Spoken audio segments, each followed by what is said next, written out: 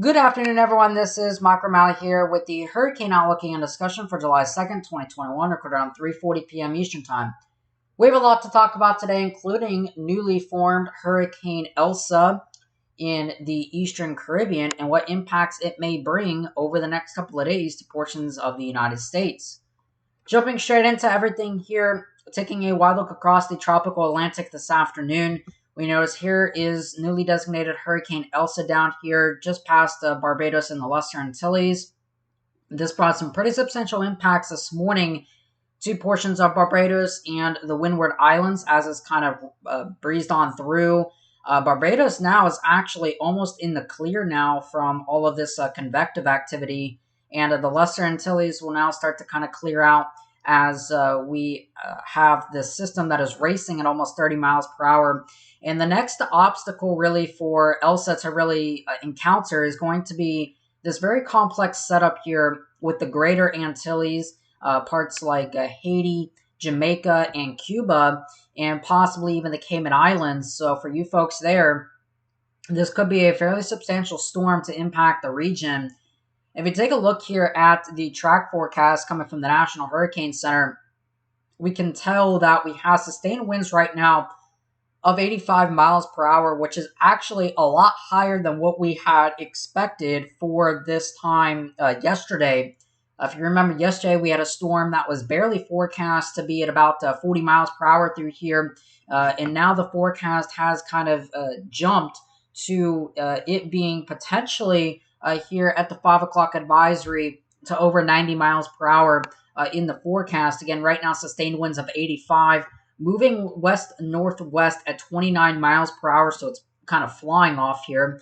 We have hurricane watches for portions of Jamaica, hurricane warnings for Haiti, and tropical storm watches and warnings for the rest of the Dominican Republic. We will likely see tropical storm watches and warnings issued for parts of the Cayman Islands and Florida here over the next couple of days. Now, there is a little bit of model discrepancy here, which we'll talk about in a moment, but by and large here, if you live, obviously, first of all, in Haiti, the Cayman Islands, Jamaica, and Cuba, it is now your turn to feel the impacts from this system. And even Puerto Rico here could feel some of the far outer reaches here of this system, although it's not expected to be fairly bad, but still, you could still see some of the far-reaching effects from that. Again, this northern side of the storm is very intense, and we can kind of look at that here on the latest recon plane that was in there, the NOAA reconnaissance aircraft. You notice that the southern side is fairly anemic right now with only about tropical storm, kind of low-end tropical storm force winds across that area. But up here to the north, where most of the activity is right now, we have a lot of hurricane force flight level winds here. The recon plane did measure a 73 knot step frequency microwave radiometer wind, the SFMR wind, which is basically a surface wind given a particular wave height. It kind of looks at the white caps. That's basically how it's able to determine that. The pressure somewhat went about the low 990 millibar range. Again, the Hurricane Center had this at about 991. So we're looking easily at about 990 or so. So the pressure's kind of steadied out just a little bit. We have another reconnaissance plane leaving from Homestead Air Force Base in Florida, and this will be heading down to investigate the storm and should be in there here within the next about 4 hours or so. But again, most of the activity is on this northern side because we have some very brisk trade winds across this northern side, and that is constructively interfering with the storm's rotation and rotational ability and causing this increased wind flux here on the northern side. Now, the trade winds will begin to decrease today and into tomorrow. And if we look here at the visible satellite imagery, we notice a much more defined storm than what we had over the past couple of days. The convection is still kind of not fully wrapping around up shear, but it has formed a very small formative inner core in this region and was able to close off that eye wall for a partial time. And it may still, in fact, be closed, but we're getting far away here from the radar in Barbados. But earlier, it did show a pretty closed eye wall moving off towards the north and east. And now, because of The radar beam getting higher. Of course, with the Earth's curvature, with the storm rapidly moving away, it's going to be harder to depict those lower level futures. But by and large, we should still have a closed low level eye wall. Now it's not very deep, and in fact, the latest recon, the recon plane from earlier this afternoon or from earlier this morning, actually found a displaced low level and mid level sensors, and that likely caused a little bit of model fluctuations, and that could have been something that was fairly interesting. And we'll take a look at that here on the GFS forecast. But otherwise, again, we have still some showers and thunderstorms impacting the Windward Islands at this point, and maybe just a little bit impacting Barbados, but now moving away from the region. And this will be impacting, again, portions like Haiti and the Dominican Republic and Jamaica within the next day or two.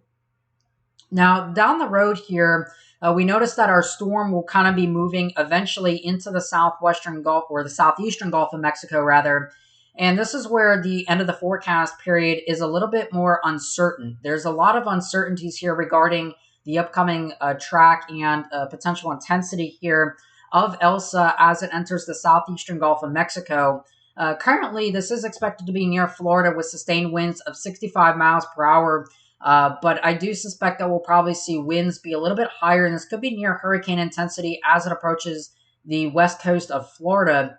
One of the main reasons for that, besides the structural integrity of the storm currently, is the Gulf of Mexico sea surface temperatures. If we look here, sea surface temperatures in this area where the storm would kind of be tracking something like that are fairly warm. We have water temperatures that are sitting above 29 degrees Celsius. And even on the low end here, water temperatures are still sitting at about 28 to 20, really about 28 degrees Celsius or so. And that is likely going to promote additional organization. Again, this area is not really that cold. Water temperatures kind of at the low end here may be about really about 27.5 Celsius. So they're getting down there in the marginal range, but they aren't significantly cool, and certainly would still promote some organization. And if we look here at where the storm is going to be tracking over the next couple of days, again, it's kind of sitting down here at the moment, and it will be moving in this general direction. Now, there is still some model confliction here in terms of land interaction and the potential impacts it may have downstream of that in this part of the world. So one of the possibilities is that we end up kind of getting a storm going over Haiti, and that might end up disrupting the overall flow. It kind of goes over Cuba, and then it kind of stays over Cuba and becomes a fairly weak system over here, or it kind of splits the gap of Jamaica and kind of shoots up like the some of the models have had over the past couple of days. That is certainly a possibility. Irregardless, though, the water temperatures in this region and upper ocean heat content is more than supportive in this part of the world here for tropical cyclone formation and maintenance, and certainly, especially down here near Cuba, is certainly more than supportive for intense hurricanes. So I certainly would not be shocked if we end up getting an explosive storm, especially if it shoots the gap here. And we can kind of look at that here on the GFS forecast.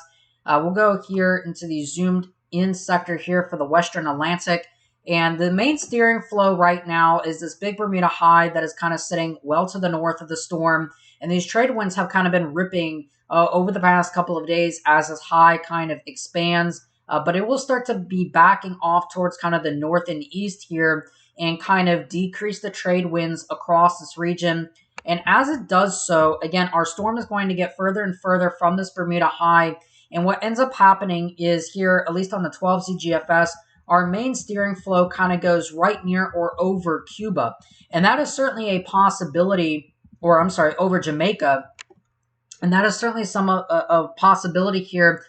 Now, there's also the possibility, because the fact that we kind of have a very split flow in here, again, the ridge is pretty strong. It's at its strongest right here.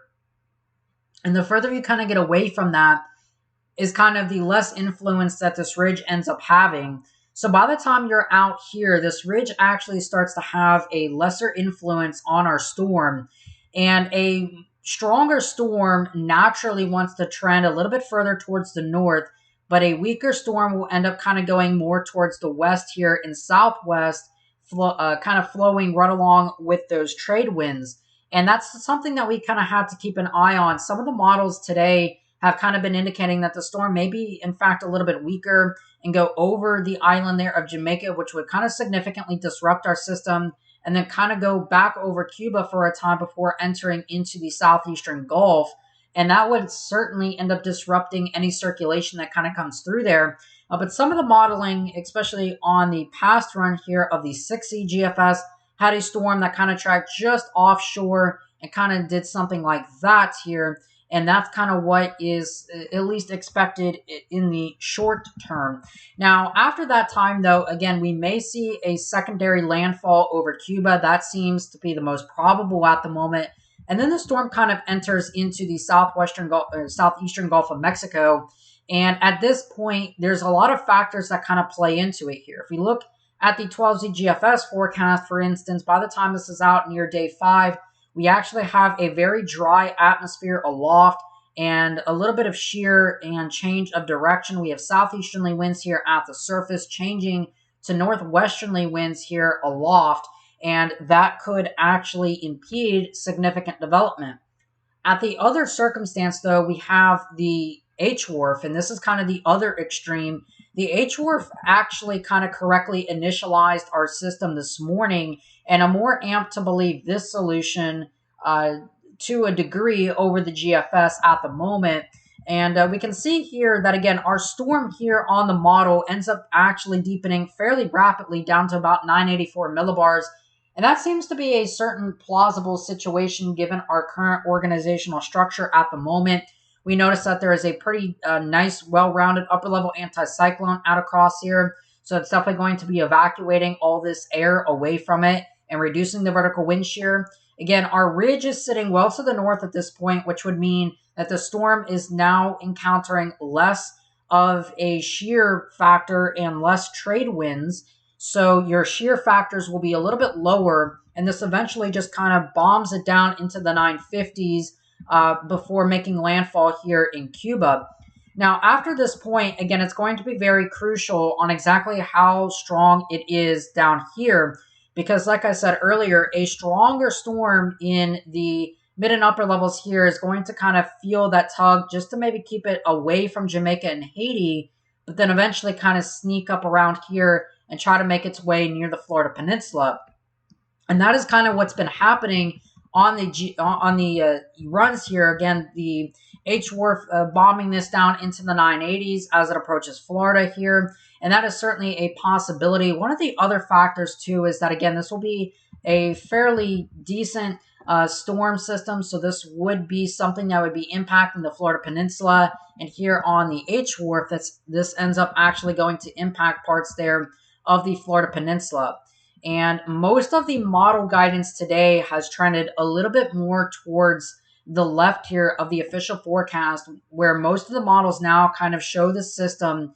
There's still a little bit of divergence here, especially after 48 hours, but most of them have the storm coming over parts of western Cuba here and then kind of making its way near the Florida Peninsula or the Florida Panhandle before it kind of makes landfall. So there's a lot of things here that we still have to kind of keep an eye on. Again, most of what we're really going to be monitoring at the moment is how strong our storm is in the short term, because a shorter term system, a stronger system in the short term is more likely to be one that's more intense in the longer run. If we look here at the model sounding on the HWRF, we notice that there is still a little bit of shear in the atmosphere. Most of that, though, is in the form of lower level winds being fairly strong at the surface and the winds aloft being relatively calm compared to the surface flow, and that ends up kind of creating a little bit of westerly shear that may help to ingest a little bit there of this dry air that is kind of around our system. So it will be something certainly interesting to watch. Again, these water temperatures will also be fairly warm. The HWRF sea surface temperature map here, again, kind of going for fairly warm water temperatures and upwards of about 30 degrees Celsius right off of Cuba there. And by this time this gets to near Florida, water temperatures, again, you can see that it will be upwelled pretty easily here, but water temperatures, at least at the surface, are fairly decent at about 28 to 29 degrees Celsius. So we certainly have the potential for a strengthening storm. There will be a state of emergency that will be issued for Florida, for all Florida counties within the next day or two. I actually believe it might already be out, but there will be a state of emergency coming for Florida as a result here of Hurricane Elsa. And of course, we will start to implement our plans to get ready for a potential field mission. So stay tuned to that. Our most likely bet at the moment is we'd probably end up kind of going down to Tampa, seeing the situation at the moment there. But of course, we'll just kind of have to keep an eye on how this all evolves. All right. With that being said, I hope you have a great rest of your afternoon and evening. Of course, I am Michael O'Malley. I'll continue to give updates here out on my Twitter if you want that. Links are in the description down below. I will see you guys and talk to you guys again some more tomorrow.